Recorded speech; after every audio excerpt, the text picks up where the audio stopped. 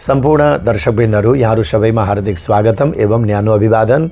जय श्री राधे, जय श्री कृष्ण। पौष मासको शुक्ल पक्षको पूर्णिमाबाट माघ महिनाको शुक्ल पक्षको पूर्णिमासम्म स्वस्थानी कथा व्रत भक्तिभाव हामी राख्छौँ। एक अध्याय नेपालीमा कथा सुन्छौँ। जम्मा 31 अध्याय छन्। स्कन्द पुराणको केदारखण्डको महात्म्य स्वस्थानी व्रत कथा। र आज भने हामी यहाँहरूलाई 153वटा श्लोकले स्वस्थानी व्रत कथाको जो गायन गरेको छ पद्म पुराण अन्तर्गत, त्यो पनि शिव पार्वती संवादमा शिवजीले पार्वतीलाई भन्दै हुनुहुन्छ। स्वस्थानी व्रत कथा जो हामी नेपालीमा सुन्छौँ, तर संस्कृतमा त हामीले अक्सर सुन्दैनौँ। अगाडि प्रार्थना पुष्पाञ्जली हुन्छ, 1 अध्याय कथा सुन्छौँ प्रत्येक दिन, तर संस्कृतमा रहेका यी 153वटा श्लोकहरू अहिलेसम्म हामीले पाठ गर्दैनौँ, सुन्न पाएका छैनौँ। यथार्थमा मूल संस्कृतको पारायणको अझ ठुलो भूमिका हुन्छ। यसपटक हामीहरूले पौष शुक्ल पूर्णिमादेखि माघ महिनाको शुक्ल पक्षको पूर्णिमासम्म 31 अध्यायमा पाठ गरिने स्वस्थानी कथाको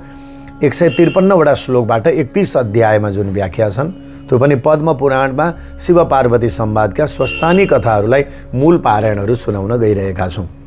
र यो यहाँहरूको घर घरमा बिहान दिउँसो बेलुका जतिखेर हुन्छ यो मूल पारायणलाई, किनभने कथा त हामीले स्वस्थानीका अध्याय हामीहरूलाई थाहा छ, तर मूल पारायण सुने पछाडि अझ परिपूर्ण फल प्राप्त हुन्छ। र आउनुहोस्, यहाँहरू सबैलाई स्वस्थानी पौष मासको शुक्ल पक्षको पूर्णिमादेखि माघ महिनाको शुक्ल पक्षको पूर्णिमासम्म विशेष यो पाठ गर्नाले, संस्कृतको पारायण सुन्नाले विशेष फल प्राप्ति हुन्छ। त यस कारणले गर्दा आउनुहोस्, अब मूल संस्कृत कथा पारायण प्रारम्भ गर्दैछौँ। र यो पारायण सँगसँगै संस्कृतको पारायण जो अति सरल र शिवजीले पार्वतीलाई सुनाउँदै हुनुहुन्छ, र त्यही कथा हामी जुन संस्कृतमा सुन्छौँ लगभग यो पाठ सबैले बुझ्नु पनि हुन्छ। यस कारणले गर्दा मूल पारायण संस्कृतको अब हामी प्रारम्भ गर्न गइरहेका छौँ। कैलास शिखरे रम्ये नाना धातु प्रशोभिते कल्पवृक्षोद्यानयुक्ते कामधेनु विराजिते चिन्तामण्यादृशं युक्ते चाष्टसिद्धिसमन्विते सुखासीनं जगन्नाथं ज्ञानमुद्रायुतं शिवं ब्रह्मेन्द्रविष्णुभिर्वन्द्यं सौम्यरूपं धरं पतिं प्रणम्य शिरसा पृच्छत् पार्वती परमेश्वरी। पार्वत्युवाच भक्तवत्सल सर्वज्ञ देवदेव जगत्पते ब्रूहि मे परमेशान व्रतं त्रैलोक्यदुर्लभं को धर्म सर्वधर्माणं भवतः परमो मत सुरासुरस्तथा नागा महाचार्यस्तथा सुरा भ्रातारुः विविधा सन्ति तथान्ये विविधा नरा यद्वैदव्यहरं पुण्यं स्वस्थानस्थितिहेतुकं। महादेव उवाच साधु साधु महादेवी यत्त्वयाहं प्रबोधितः संक्षिप्तेन प्रवक्ष्यामि वह्यर्थं व्रतमुत्तमम्। माघस्य पूर्णिमायां तु स्वस्थानी व्रतमाचरेत् आवयो पूजयेत् तत्र प्रतिमां मण्डले शुभे चन्दनाक्षतपुष्पादि गृहीत्वा ध्यानमाचरेत् सुवर्णवर्णदीप्ताभां त्रिनेत्रां कमलाननाम् सिंहासनसमासीनां सर्वालङ्कारभूषितां खड्गचर्मधरां चाथ वामदक्षिणयो क्रमाद् चतुर्भुजां च तत्रैव पूजयेत् वृषकेतनं नीलोत्पलाभये वामे वरशूले च दक्षिणे एवं ध्यात्वा महादेवं मर्घ्यं चाथ प्रदापयेत् अष्टोत्तरशतै पुष्पै फलधूपान्न चन्दने पूजयेद्वै महादेवौ जगतः परमेश्वरौ ततः गोधूमचूर्णेन सतिलेन गुणेन च गर्भं कृत्वा च वक्तव्यं सर्पिसाष्टोत्तरं शतं पूपकं परमेशानि तद्वै भक्त्या निवेदयेत् ततोष्टपूपं संगृह्य शुक्लवस्त्रेण वेष्टयेत् पीतसूत्रेण सम्बध्य पूजयेत् पतिबुद्धिना पत्ये दद्याद्भक्षणाय तद्दद्वा मित्रपुत्रयो एतान्न लभयेद्या च सा नद्यां वाहयेत् ध्रुवं प्रदक्षिणीकृत्य तत्तु यवां वै श्रद्धयान्विता ब्राह्मणान् भोजयित्वा च दक्षिणां च प्रदापयेत् स्वयं शतं च भोक्तव्यं रात्रौ जागरणं चरेत् ततो विसर्जनं कृत्वा जले तन्मण्डलं क्षिपेत् वर्षे वर्षे व्रतं कुर्यात् स्वस्थानेनामकं शुभम् एतद् व्रतं फलं देवी संख्यातु नैव शक्यते गोशतञ्च सहस्रञ्च परिष्कारविभूषितं कन्यादानान्नदानानं वाजिवारणकोटिश वस्त्रारत्नमहादानं तिलकाञ्चनमेव च राजसूयाश्वमेधाभ्यां यत्फलं समवाप्यते तत्सर्वं समवाप्नोति व्रतिनानेन सुन्दरी व्रतनानं च शिरोरत्नं स्त्रीणां चैव विशेषतः त्रिवर्गं च समालभ्य प्राप्यते परमागति इत्येतत् कथितं देवी किमन्यत् श्रोतुमिच्छसि पार्वत्युवाच तत्कथां श्रोतुमिच्छामि सर्वचेतुरमां शुभां कथयस्व महादेव यदि योग्यास्ति मे प्रभो सदाशिववाच साधु कृतं त्वया देवी यत्कथाश्रवणे मनः तव प्रीत्यै प्रवक्ष्यामि सावधाना शृणु प्रिये पुरासीद् ब्रह्मपुर्यां वै शिवशर्म महातपा षट्कर्म निरतो विप्र सर्वशास्त्रार्थपारग पूर्वजन्म विपाकेन नालवत् सन्ततिं द्विजः तस्य पत्नी सती नाम्नी नित्यं यापति देवता विषण्णा याति दुःखेन पृच्छति ब्राह्मणी पतिम् आजन्म पापिनी काहं न जाने किं मया कृतं पुत्रपुत्री न मे किञ्चित् वृथा जन्म गता मम भार्या वचनमाकर्ण्य पति स्वस्थं न प्रपाह एतस्मिन्नन्तरे काले जायपत्यो किलाग्रत तस्य पुण्यप्रभावेण तत्रैका गोशमागता गवातयोरग्रतस्तु गोमयं वै समुज्झितं समुत्पन्ना ततो दृष्ट्वा कन्यारूपवती शुभा सर्वलक्षणसम्पूर्णा पत्युत्वङ्गीकृता च सा धनधान्यादि सम्पूर्ण लक्ष्मीवत् प्राप्यतां द्विजः चकार शङ्खवाद्यादि मृदगाह्लादमुत्सवं ददौ नाम यथा न्यायं गोमया भट्टिनिति सह अनेक पुण्यकर्माणि ददाति च चकारः प्रत्यहं वर्धते कन्या शुक्लपक्षे शशि तथा तत्पुण्यदर्शिता सर्वे त्रस्ता शक्रादया सुराः कैलासं तु समागम्य गां सर्वं ज्ञाप्य तत्त्वतः अभयञ्च मया दत्तं गच्छ शक्र यथा सुखं शक्रस्वाध्यानमायातु मया ज्ञप्तो विचक्षणः तत्कालेऽहं महादेवी बभ्रवां भूमिमण्डले कपालिवेशुभिक्षार्थं तद्विप्रद्वारमागत डमरुं वादयित्वा च ययाचे विप्रमन्दिरे एतस्मिन्नन्तरे काले सा कन्या गर्भगौरवात् तच्च शब्दं न शुश्राव कुसुमै क्रीडति स्थिता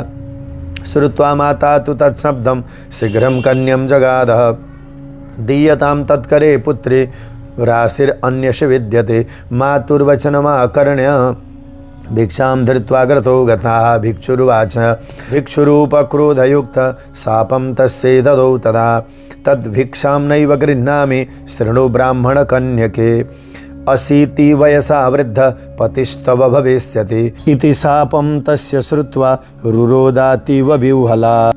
धीमती जननी कन्यां सान्त्वयामास यत्नतः कालेनाल्पेन सा देवी गोमयोद्भवसुन्दरी गोमयेति च विख्याता भवत्सा दशवार्षिकी पतिं योग्यतरं तस्या गतो मार्गयितुं पिता द्विजौ जामातृयोग्यो हि न प्राप्तः शिवशर्मणः विश्रान्तस्वगृहं प्राप्य शिवशर्मा सुदुःखिता भिक्षुकस्य च शापेन दैवेन प्रतिपादितः ब्राह्मणोऽतीव वृद्धस्य कन्यं याचितुमागतः जटालम्बितदीर्घाङ्ग कम्पितास्ताति दुर्बलः कुब्जः कुवेशो बधिर पश्चिमे वयसि स्थितः अन्यद्विजस्य लाभेन तस्य शापभयेन च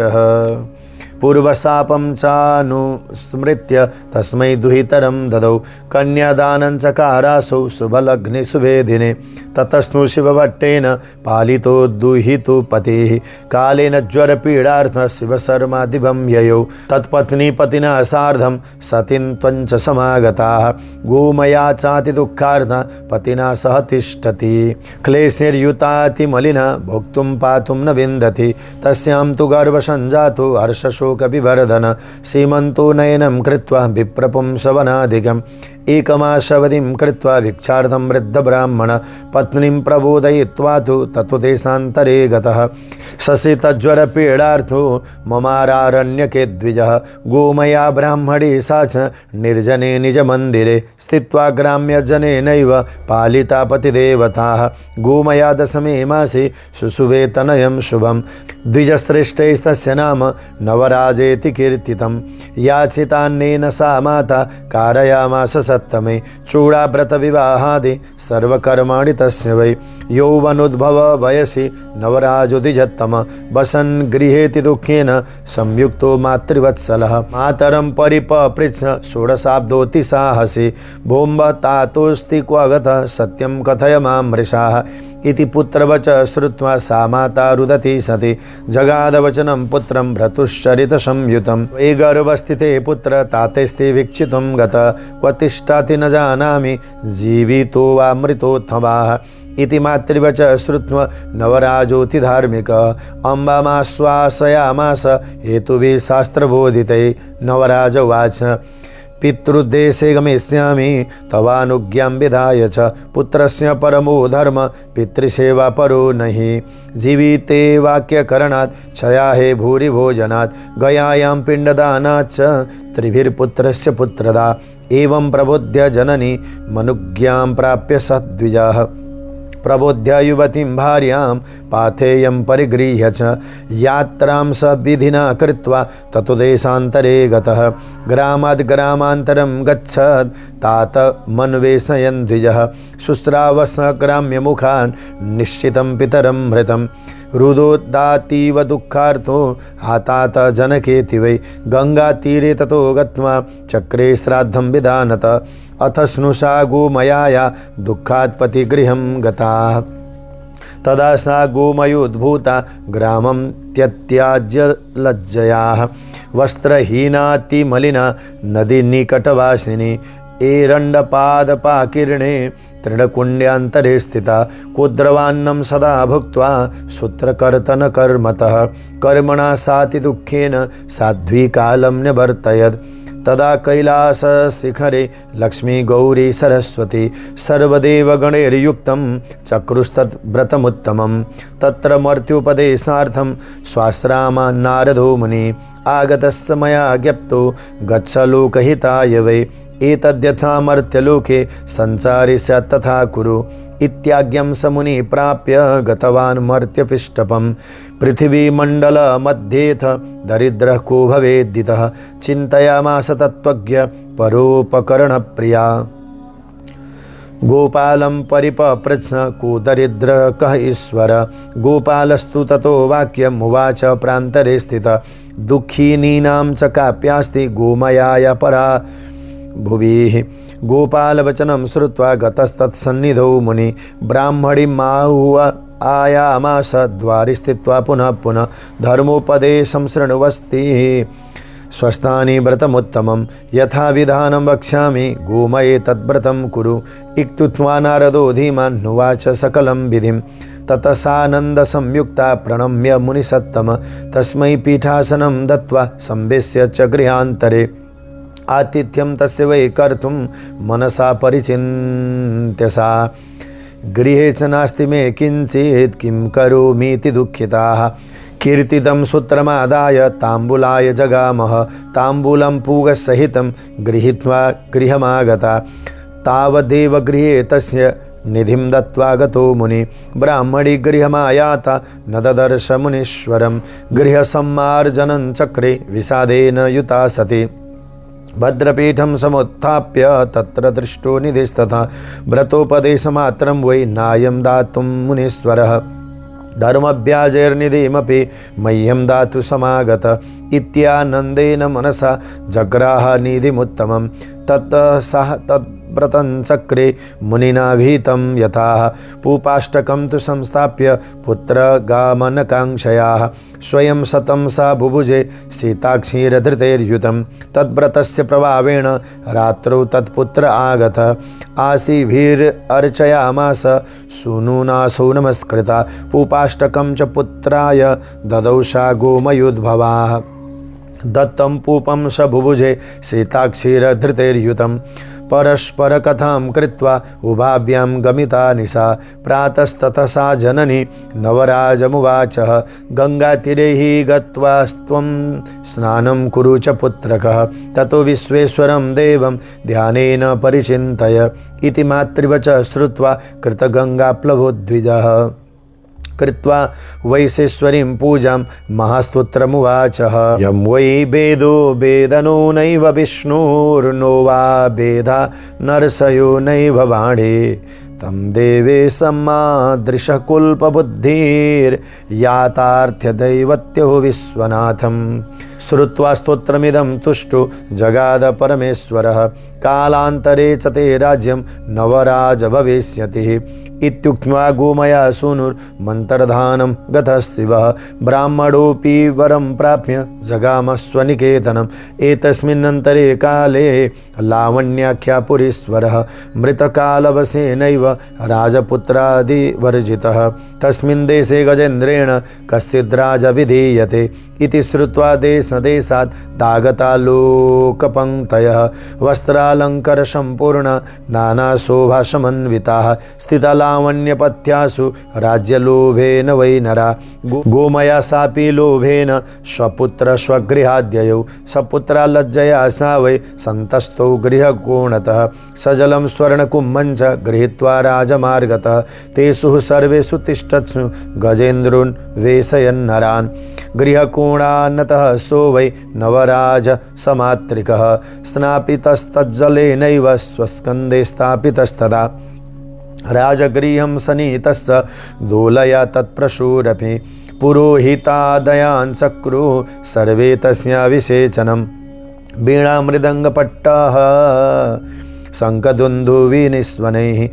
लाजपुष्पादिसिन्दूरैर्युक्तं प्राप्य महोत्सवं नवराजोऽतिवरिष्ठ सिंहासनगतः प्रभु मातरं परिपपृच्छ प्रिया मे क्व गतेति वै स्वस्थानि सा न जानाति सर्वकष्टविनाशिनी त्वत्प्रसादेन भूपोऽहं जातो वै त्वत्प्रभावतः महद्दुःखं त्वया प्राप्त मित्युक्त्वा मातरं प्रति प्रियायै प्रेषयद्दोलां गतास्तस्याज्ञया जना ददृशुस्तां स्त्रियं ते वै नदीतीरनिवासिनीं ततः पृच्छन् हि का त्वं भो नवराजप्रिय क्व सा तै पृष्णा सा चारुनेत्रा कथयामास भारिकान् पत्न्यहं नवराजस्य परमप्रीतिदायिनी गोमया पतिमाता च गच्छामो यत्र मत्प्रभु तस्या तद्वचनं श्रुत्वा भटास्ते हर्षसंयुता दोलायां स्थापयित्वा तं प्रेषयामासुरादृता तेर्भारेर्वाहके सर्वैर्दोलानीता नदीतटे अप्सरोभिकृतं तत्र ददृशुस्नेव्रतोत्तमं तद्दृष्ट्वा भारिका सर्वे तामाश्वास्य गतास्ततः यत्राप्सरो गणे सर्वे स्वस्थानि व्रतमादृतं भारिका ऊचु भो भो देव्य किमे तद्वै क्रियते व्रतमुत्तमम् अप्सरस ऊचु स्वस्थानि व्रतमेतद्वि सर्वकामफलप्रदम् एतद्व्रतप्रभावेण स्वर्गलोके महीयते इति श्रुत्वा भारिकास्ते पुष्पादीनि प्रयाच्य वै अप्सरोभिः सहैवात्र स्वस्थान्यश्चक्रिरे व्रतं पुनस्तत्र समायाता यत्र सा भोगिनी स्थिता ततोतीव प्रकुद्धासीत् विलम्बेन च सा प्रिया सा पूपतिलकान् दृष्ट्वा भारवाहन् मुदान्विता सपुष्पफलहस्ताब्जा नाहतान् पापिनी बधू भारवाह विलम्बो हि युष्माभिः क्रियते कुतः इति श्रुत्वा भारवाह विज्ञप्तिं चक्रिरे मुदाः अप्सरोभिः कृतं चैव नानाकामप्रदं शुभं स्वस्थान्याश्च तद्व्रतं दृष्ट्वा न श्रद्धा समजायत फलाभिर्साभिषिञ्चैव यस्माभिरपि तत्कृतं भवदर्थं पुष्पफलं समानीतं गृहाणभो एतत् श्रुत्वा वाक्यं क्रुद्धातीव मदददाः स्वस्थानि कामयाद्यापि वेदे लोके न च श्रुताः इति वज्रमयं वाक्यं मुक्त्वा सा पापिनी तदा तत्त्वतः पुष्पफलयोश्चक्रे सा क्षेपणं मृषा तस्यास्कर्मदोलायां च दृष्ट्वा संस्थाप्य पापिनीं निन्युर्मार्गेण त्वरया भारवाह भयान्विताः। अथ तत्र समायाताल्पजला सुगमा नदी ते तां हि पापिनीं निन्युर्नदीं तर्तुं यदा प्रिया तदा प्रलयवन्मेघा गर्जनं चक्रिरे प्रदाः पपातवात वेगेन नदीमध्ये च पापिनी सा दुष्टपापिनी जाता गलत्कुष्ठेन संयुताः तद्व्रतस्य प्रभावेण वाहकास्ते दिवङ्गताः तदपापिनी स्पर्शभित्या जलं पातालमाश्रितं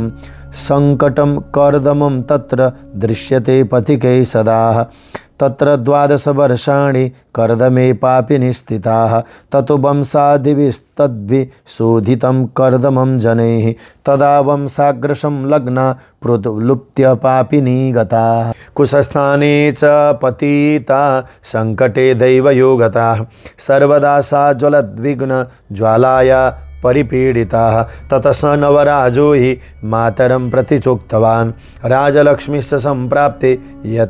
यन्ते मातप्रसादतः सर्वदानं करिष्येतु ब्राह्मणेभ्यश्च श्रद्धया इत्युक्तादेशदेशाच्च ब्राह्मणः सन्निमन्त्रिताः कपिलः शिष्यसंयुक्तस्तद्दुद्दिश्य जगामसा मुनिना कपिलेनाधो दृष्ट्वा सा पापिनी तथा मुनिना परिपृष्टा सा दग्धकाष्ठा कृतिर्वधू किं कुलं केन पापेन चेदृशी ते दशाधुनाः मुनिस्ते वचनं श्रुत्वा पापिनी वाक्यमब्रवीत् जात्याहं ब्राह्मणे विप्र यवस्था व्रतनिन्दया क्षुधामां बाधते विद्वान् भुक्तसे समिहानय तेनैवं मे क्षुधा शान्तिरित्येवं प्रार्थयाम्यहम् ओमित्युक्त्वा गतो विप्रो नवराजनिवेशनं तत्र भुक्त्वा महद्भोज्यं दानादि प्राप्य वै ततः सर्वे द्विजागता गेयान् स्वान् स्वानेव मुदान्विता मुनिनां याचितुं नैव शक्यते लज्जया तदा इतस्ततो भ्रमन् विप्रो नवराज नृपाङ्गणे मात्रः निष्पृश्य दृष्टा सा ततो जिज्ञासितो द्विजा नृपमात्रा मुनि पृष्ठ किं कार्यं भवतस्त्विह तेन चोक्तं परार्थं च याच्यते भोज्यमात्रकं भाण्डारिका इति श्रुत्वा दातुं भाण्डागृहं ययोः पक्वान्नादि प्रपूर्णं तद् व्रतनिन्दाप्रभावत रिक्तं भाण्डगृहं जातं सर्वे दृष्ट्वा हि सत्रपाः नृपमात्रे परावृत्य ते वदन् सर्वमेव हि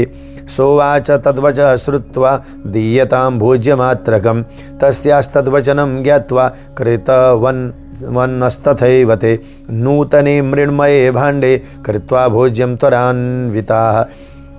मुनिर्गतस्य पापेन युक्ता सा यत्र तिष्ठति वैष्णव्योवाच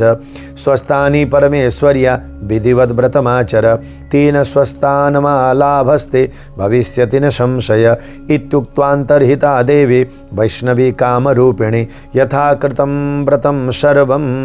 यथा देव्य प्रभासितं दध्यपूपे तथा देव्या यप्राप्ते व्रतकर्मणि शर्करायास्ततो पूपं नदीपङ्कस्य वै दधि कृत्वा समर्पितं बद्ध्वा तद्वयं सत्यतां गतम् अष्टापूपं ससूत्रादि नमस्कृत्य पुनः पुनः नद्यां क्षिप्तं यथा शीघ्रं तत्पस्वर्षं प्राप्य नागिनी 800 वर्षं पुरुषेण विवर्जिताः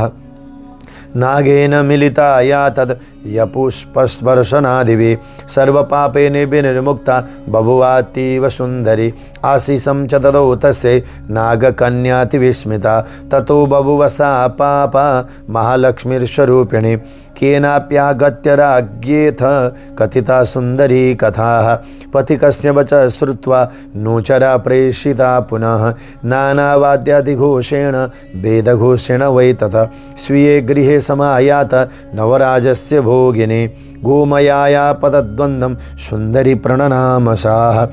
मात्रा पत्न्या च संयुक्तो नवराजो नराधिप प्राप्तं निष्कण्टकं राज्यं बुभुजे सर्वसम्पतं स्वस्थानि परमेश्वर्या कथां श्रुत्वा च श्रद्धया अपुत्रा पुत्रमाप्नोति पत्न्युप्रीतिं च विन्दति कथाश्रवणमात्रेण हयमेधफलं लभेत् कथाश्रवणमात्रेण हयमेधफलं लभेत् कथाश्रवणमात्रेण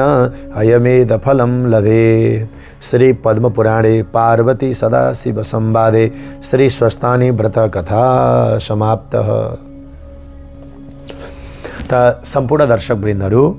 यो संस्कृतको मूल पारायण हो र अहिले हामीले जो संस्कृतमा रहेको मूल पारायण जो कहिले पनि हामीले सुन्न पाउँदैनौँ।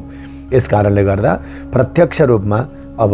31 अध्यायको जुन स्वस्थानीको पाठ पारायण हुन्छ त्यसलाई जम्मा 153वटा श्लोकले कभर गरेका छन्। यिनीलाई नै 31 अध्यायमा हाम्रा आचार्यहरूले, विद्वानहरूले, कविवरहरूले व्याख्या गर्नुभएको छ, जो हामी स्वस्थानीभरि पाठ गर्छौँ। र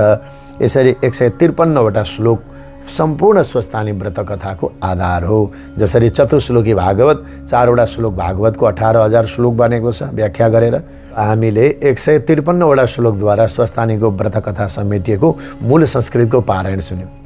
यो पनि अनिवार्य छ, किनभने हामी सबै घरमा पाठ गर्ने हुँदैनौँ र कथा त हामीले घर घरमा सुन्छौँ। यी संस्कृतका वाचनहरू पनि घर घरमा हुन्। स्वस्थानीको व्रत भक्ति गर्नेहरूले त प्रत्येक दिन नै मूल पारायण पनि सुन्नुहोला र कथा पनि सुन्नुहोला। अझ विशेष फल स्वस्थानी माताको कृपा बनिनेछ। यहाँहरू सबैलाई धेरै धेरै साधुवाद अर्पण गर्दै स्वस्थानीको मूल संस्कृतको पारायणबाट म कुबेर सुवेदी विश्राम लिन्छु। स्वस्थानी जगदीश्वरीले सबैको कल्याण, सबैलाई कृपा गर्नुहोस्। जय श्री राधे, जय श्री कृष्ण।